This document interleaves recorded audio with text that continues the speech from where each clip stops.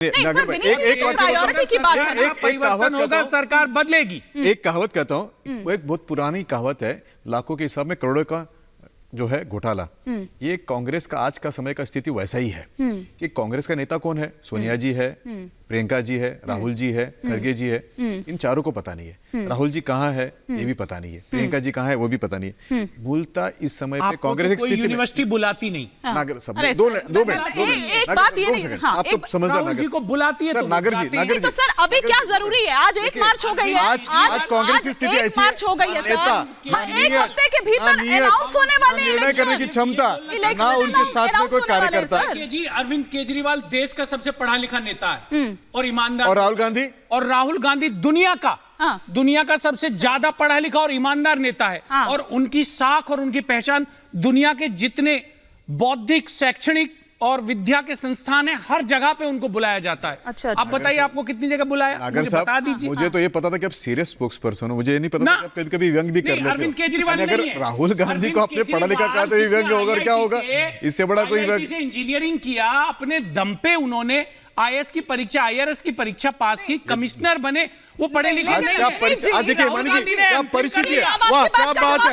यानी वो आम आदमी पार्टी जिसने कांग्रेस का मटिया मेल किया, आज कांग्रेस के प्रवक्ता उनको पढ़े लिखे नहीं है, क्या कह रहे हैं? यूनिवर्सिटी बुला रही है, न जाने क्या क्या।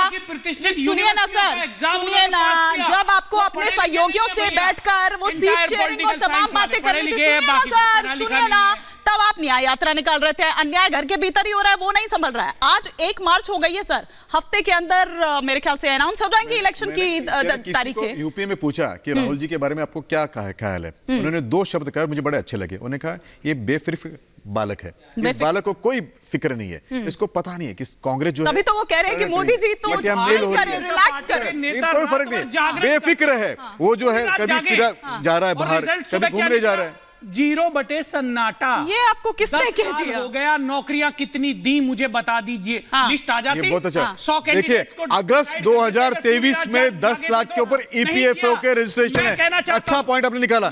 ईपीएफओ में आदमी रजिस्ट्रेशन तभी करता है नागर भाई जब उसको ऑर्गेनाइज सेक्टर में नौकरी मिलती है। कोई भारतीय जनता पार्टी की टिकट मिलने से नहीं होता है, उसको नौकरी मिली, इसीलिए ईपीएफओ में किया। जो टैक्स भरने के नंबर से वो नंबर देखिए, आपको पता चलेगा कि कितने लोगों ने वो पे टैक्स भरा है। बैंकों का 14 लाख करोड़ जानकारी दुरुस्त करिए। उद्योगपतियों ने हजम कर लिया, आत्महत्या किसान का दुगना हो गया।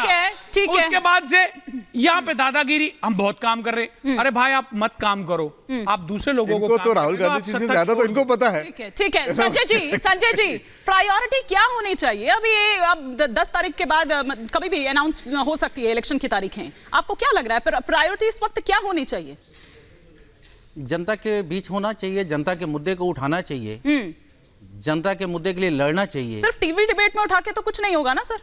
टीवी डिबेट में भी हमारी बात आगे कहां बढ़ पाती है? न्याय यात्रा में अकेले ही चल रहे हैं आप, अन्याय घर के भीतर हो रहा है। अरे सर कांग्रेस तो संभल नहीं रही, देश कैसे संभलेगा सर? INDIA संभलने की बात आप सुक्खू जी के साथ अरे विक्रमादित्य सिंह, आज सुबह ही प्रतिभा सिंह मेरे साथ जुड़ी थी, तारीफ कर रही थी बीजेपी की। वो कह रही है कि भैया हमारी सरकार बिल्कुल 34 MLA 34 ज्यादा होते हैं या 4 ज्यादा होते हैं? जब आपके 40 थे, पता नहीं 3 इंडिपेंडेंट थे और आपको अगर 34 वोट मिलते हैं, शर्म आनी चाहिए। मुझे समझाना पड़ रहा है हमारे भाई को, आपको इसलिए समझाना पड़ रहा है कि वो अगर आपकी सरकार के निकलते हैं 34 ज्यादा होता है, 4 ज्यादा नहीं होता है मेरे भाई।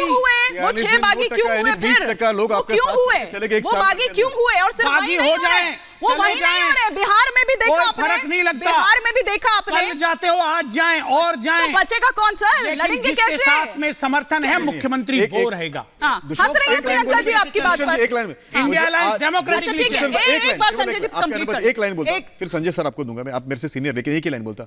मुझे आज वो शोले फिल्म का दृश्य याद आता है जिसमें अशरनी साहब ने कहा था आधे यहाँ जाओ, आधे वहां जाओ, बाकी मेरे साथ हो। राहुल गांधी जी के साथ में भी बिल्कुल वैसे ही हो रहा है, आधे यहाँ चले गए, आधे वहां चले गए। राहुल गांधी जी अपने चलते जा रहे हैं, मेरे पीछे आओ, कोई बचा ही नहीं है। वही चल रहा था शायद न्याय यात्रा में। संजय जी ठीक है। मानी जी देखिए, अभी जो मैं सुन पा रहा हूँ, विनीत जी ने एक शब्द का प्रयोग किया, निफिक्र लड़का।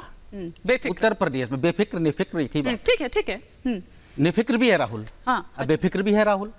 क्योंकि वह व्यक्ति सत्ता के लिए ना जीता है ना सत्ता के लिए मरता है, क्योंकि वह जन्म ही सत्ता के बीच लिया है। अच्छा। तो सत्ता की लालसा नहीं पालता है, वह व्यक्ति पालता क्या है, 140 करोड़ एक बोलते ही रहेंगे। भाजपा का काम क्या है, बोलना है, सामने वाले को बोलने मत दो। उसका काम क्या है, उस व्यक्ति का काम यह है, और मैं आज ईमानदारी से गारंटी देता हूं बीजेपी वालों में दम है तो राहुल गांधी को हाथ दिखा के दिखा देना, हाथ लगा के दिखा देना।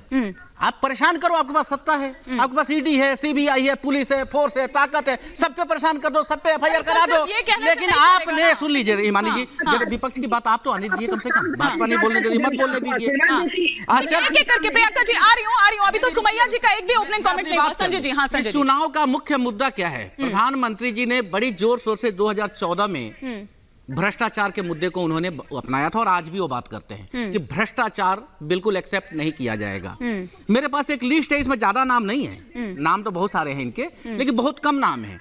और शुरुआत है इसमें शुभेंदु अधिकारी, मुकुल राय, बीएस येदियुरप्पा, संजय राठौर, विजय कुमार गावित, प्रवीण दरकर, छगन भुजबल, हार्दिक पटेल, अजीत पवार, नारायण राणे, हेमंत बिश्व शर्मा, सुमन चटर्जी, जितेंद्र तिवारी, यशवंत यादव, बबन राव पचपुते, अशोक चौहान। ये नाम आज कहाँ है, बीजेपी में है या कहीं और है? हाँ। दूसरी बात मैं कहना चाह रहा हूँ, ठीक है, प्रधानमंत्री जी, मैं लास्ट एक लाइन बोलूंगा, उसके बाद बीजेपी को पूरा मौका दीजिएगा छक्का चौका मारने के लिए। इनके पास भाषण है, राशन नहीं है इनके पास। अच्छा, देश में सिर्फ इनको भाषण देना है। मैं ये कहना चाहता हूँ कि ये देश वो आपके घर से आ रहा है। आ रही हूं प्रियंका जी, लोगों के घर में मुफ्त में आ रहा है, वो क्या कांग्रेस के घर से आ रहा है? बहन जी प्लीज, ठीक है। देखिए भाई साहब, सुनिए, हाथ जोड़ने से कुछ नहीं होगा। अरे आप हाथ क्यों जोड़ते हैं जनता के सामने? ठीक है संजय जी, आप एक बार कंप्लीट कर लीजिए, फिर सुमैया जी का भी रुक करना है। सुमैया जी का बात आ पाएगी ना मेरी, इसलिए मैं हाथ जोड़ के चुपचाप हूँ। हाँ ठीक है, कंप्लीट कर लीजिए। आ रही हूँ मैं ये कहना चाह रहा हूँ हिमानी जी कि 2019 का चुनाव हुआ, 2014 का चुनाव हुआ, तो उसके पहले भी देश में चुनाव होते रहे हैं। देश की जनता ने कांग्रेस में कभी आस्था जताया, आज नरेंद्र मोदी जी में आस्था। अरे सर, पर कोशिश करते भी तो नजर आने चाहिए कि नहीं आने चाहिए। ये सिर्फ 400 पार की बात नहीं है, आपका सुझाव, हमारा संकल्प, बाकायदा ये अभियान भी चला रही है वो। सर आ रही हूँ, एक बार जरा सुमैया जी का एक ओपनिंग कमेंट आ जाए, फिर आप रिएक्ट करिएगा। 2 लाइन बता दो सर, क्योंकि सर बहुत सीनियर है, उनको देखते देखते बड़ा हुआ हूं, तो सिर्फ 2 लाइन में सर को जवाब देता हूं, फिर आप समझिए कि बजे। सर, नेशनल हेराल्ड का नाम सुना होगा, कुछ लोग उसमें बेल पर है, कुछ लोग अगस्ता वेस्टलैंड के अंदर बेल पर है, कुछ लोग आज भी बोफोर्स का आंसर दे रहे हैं। फिर यूपी गया, यूपी में बात हुई।